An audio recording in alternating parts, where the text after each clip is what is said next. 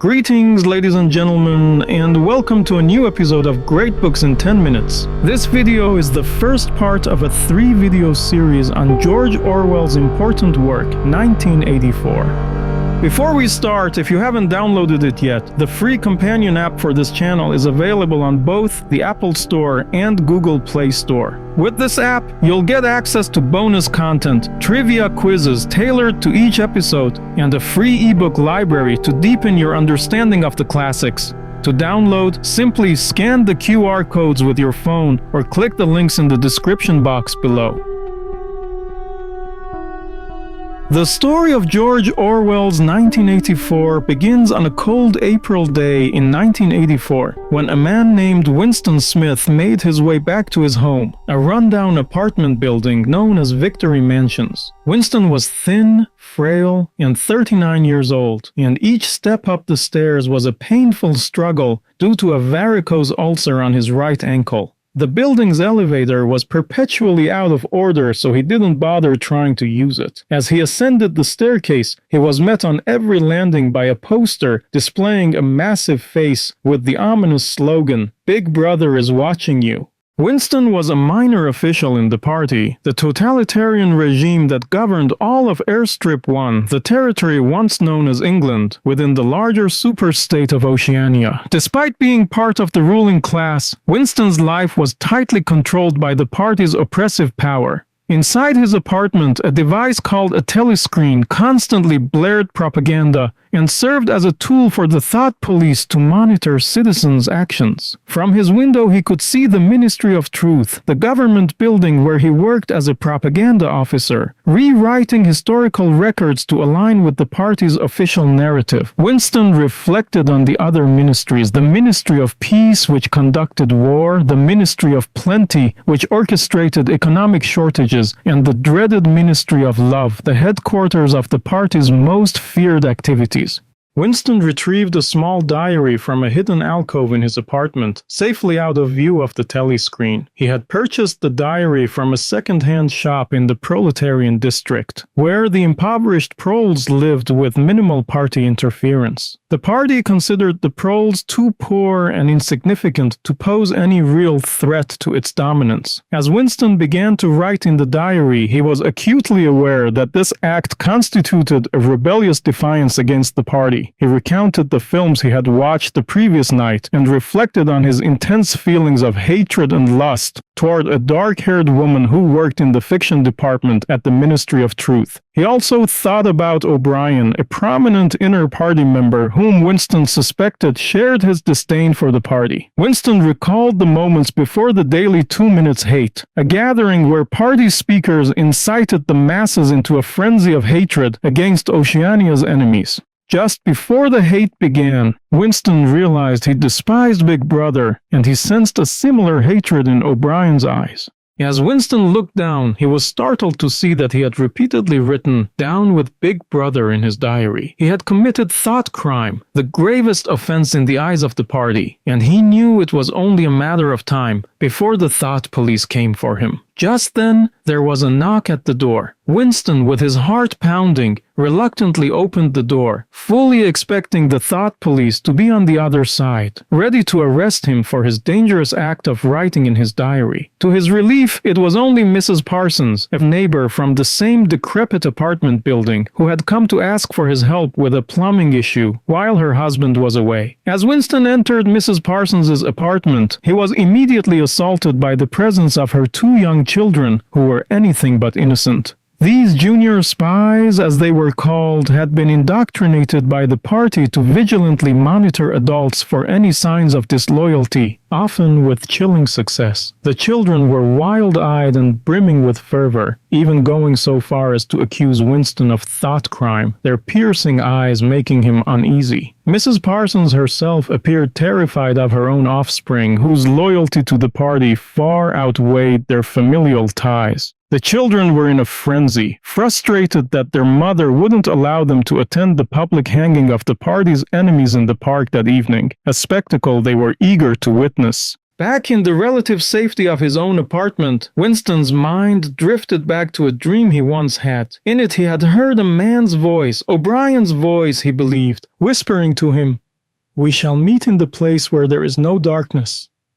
The words echoed ominously in Winston's thoughts as he sat down to write in his diary once more. He scribbled down the grim truth that by committing thought crime, he had effectively signed his own death warrant.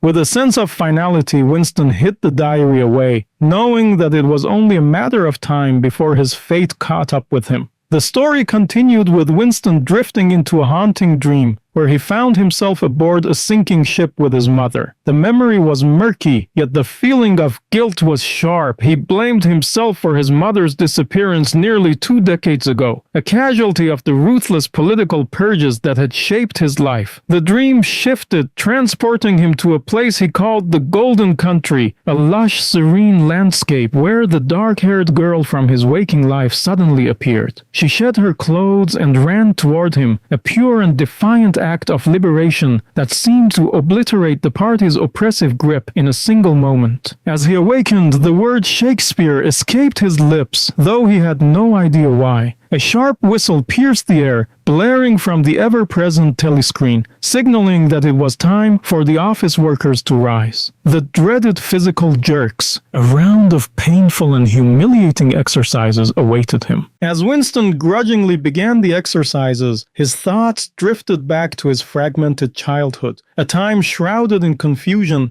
and half-remembered images. Without tangible records, no photographs, no documents, it felt as though his past had dissolved, leaving only vague impressions. He mused over Oceania's ever-shifting alliances with the other superstates, Eurasia and East Asia. The party's official history claimed Oceania had always been at war with Eurasia and allied with East Asia. Yet Winston knew the truth. The records had been altered countless times. He also recalled that before 1960, no one had ever heard of Big Brother, the party's enigmatic leader. But now history books claimed he had existed since the 1930s, rewriting the past to suit the party's narrative. Just as these rebellious thoughts swirled in his mind, the telescreen's harsh voice suddenly singled him out, chastising him for not putting enough effort into the exercises. Panic surged through Winston as he broke out in a sweat, desperately straining to touch his toes, knowing that even the slightest hint of nonconformity could be his undoing. Winston headed to his job in the records department of the Ministry of Truth, a place where the past was meticulously rewritten to serve the present. His day began with the familiar routine of speaking into a speakwrite, a machine that obediently transcribed his words as he systematically destroyed outdated documents. His task was simple but unnerving: to alter history so that Big Brother's proclamations always aligned with reality, or rather, with the reality the party wished to project. In Oceania, the truth was as malleable as clay in the hands of the party, and today's lies were tomorrow's unquestionable facts.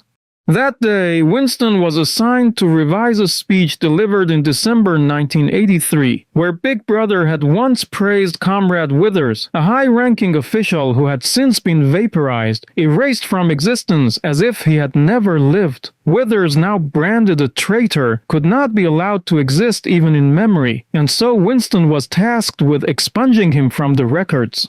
To fill the void left by Withers, Winston conjured up Comrade Ogilvy, a fictional party loyalist crafted from thin air. Comrade Ogilvy was the epitome of what the party valued: celibate, suspicious, and utterly devoid of personal desires. He was the perfect servant to the party, though he never drew breath. Withers, now an unperson, had been erased not only from history, but from existence itself. As Winston watched his colleague Comrade Tillotson in the neighboring cubicle, he reflected on the sheer scale of the ministry's operation. Thousands of workers like himself labored day in and day out to reshape the past, ensuring that every detail fit the party's ever-changing narrative. The Ministry of Truth was a vast machine churning out revised histories, propaganda, and even pornography, all designed to keep the destitute masses pacified. The real truth was buried beneath layers of falsehoods, and Winston was one of the many hands digging the grave. Winston sat down for lunch with Syme, a sharp and ambitious party member who was deeply engrossed in his work on the latest edition of Newspeak, Oceania's official language. As they ate, Syme excitedly explained how Newspeak was designed to constrict the range of thought itself, making the very concept of rebellion unthinkable. By systematically removing words that could express dissenting ideas, the party ensured that no one could even entertain the notion of defying it. Winston listened, recognizing the chilling brilliance in Syme's logic, but couldn't help but think that his colleague's intellectual acumen might one day lead him to be erased from existence by the party. Their conversation was interrupted by the arrival of Parsons, a stout and fervent party official whose wife Winston had helped with the plumbing. Parsons, beaming with enthusiasm, requested a contribution from Winston for the upcoming Hate Week, a community event designed to stir up anti-enemy sentiment. Despite his earlier apology for the unsettling behavior of his children, Parsons proudly lauded their zealous commitment to the party's cause. Suddenly, the loudspeakers crackled to life with a jubilant announcement from the Ministry of Plenty, proclaiming a significant boost in production. The announcement boasted an increase in the chocolate ration to 20 grams. Winston, however, knew this supposed increase was nothing more than a reduction from the previous day's already meager ration. Yet those around him accepted the announcement with cheerful disbelief, their enthusiasm for the party's propaganda evident. As Winston contemplated this absurdity, he sensed an unsettling presence. Looking up, he caught the gaze of the dark-haired girl from the fiction department who was watching him intently. A fresh wave of anxiety washed over him. He worried that she might be another covert agent of the party, spying on him for signs of disloyalty. That evening, Winston retreated to his diary, driven by the need to capture his memories of a recent, grimly significant encounter. He wrote about his last sexual experience with a prole prostitute, a woman from the lower class who, in his eyes, was far from desirable.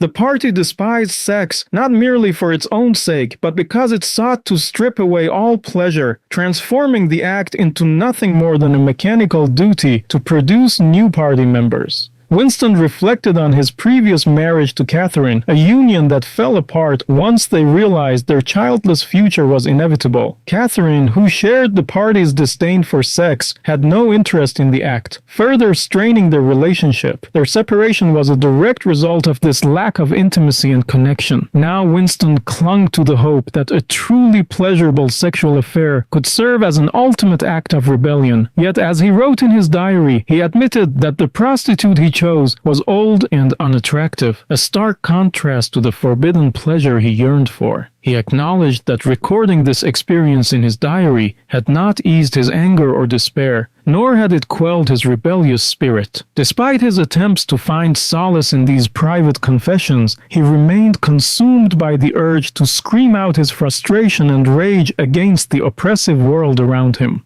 In his diary, Winston reflected on the bleak reality of his situation. He wrote that if there was any hope for a revolution against the party, it must come from the proles. He was convinced that the party's destruction could not originate from within its own ranks. Even the fabled Brotherhood, a secretive revolutionary group, seemed powerless against the all-seeing thought police. The proles, who made up a staggering 85% of Oceania's population, could potentially overthrow the regime with their sheer numbers and strength. However, they led lives of such brutish ignorance and apathy that they lacked the will or awareness to rise up. To understand the true nature of the world, Winston flipped through a children's history book. The party boasted of having created ideal cities, but London, where Winston resided, was a crumbling mess. Electricity was unreliable, buildings fell into disrepair, and the populace endured relentless poverty and fear.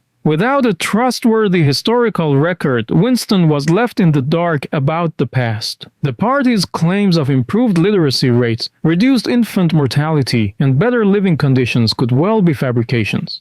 Although Winston suspected these claims were false, he lacked the means to verify them, as history had been completely rewritten by the party. Winston recalled a moment when he caught the party in a blatant lie. In the mid-1960s, during a period of cultural upheaval, the original leaders of the revolution were arrested. One day, Winston spotted some of these ousted leaders at the Chestnut Tree Cafe, a haunt for disgraced party members. As a song played with the lyrics, "Under the spreading chestnut tree, I sold you and you sold me," one of the former leaders, Rutherford, broke down in tears. The scene left a lasting impression on Winston, who later discovered a photograph proving that these party members had been in New York while they were supposedly committing treason in Eurasia. Terrified, Winston destroyed the photograph but could not erase the memory of this concrete example of party deceit. Winston viewed his diary as a letter to O'Brien, a man he knew little about beyond his name, but whom he sensed shared a spark of rebellion. He believed O'Brien possessed an anti-regime sentiment similar to his own. As he contemplated the party's manipulation of truth, Winston realized that the regime forced its members to deny the evidence of their senses. He was convinced that true freedom lay in the ability to recognize and accept reality as one perceived it, to be able to assert 2 + 2 = 4.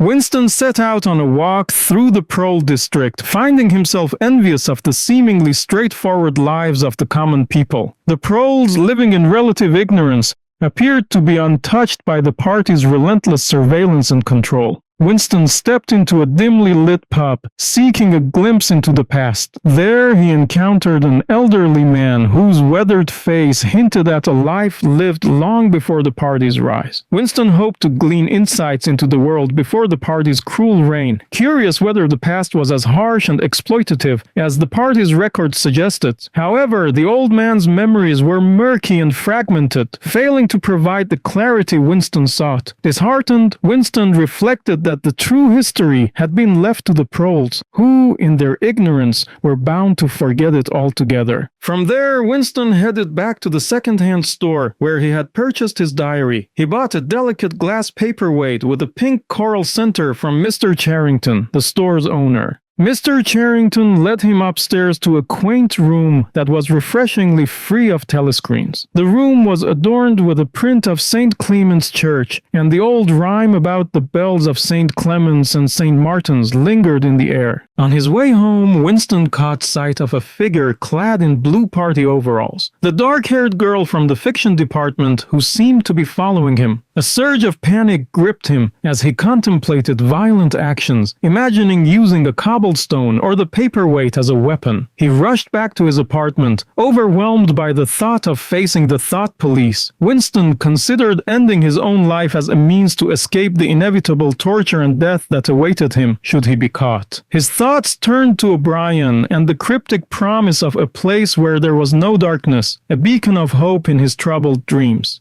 Desperate for comfort, he pulled a coin from his pocket and gazed at the stern visage of Big Brother. The party's slogans echoed in his mind: "War is peace, freedom is slavery, ignorance is strength," each phrase a haunting reminder of the twisted reality he was trapped in.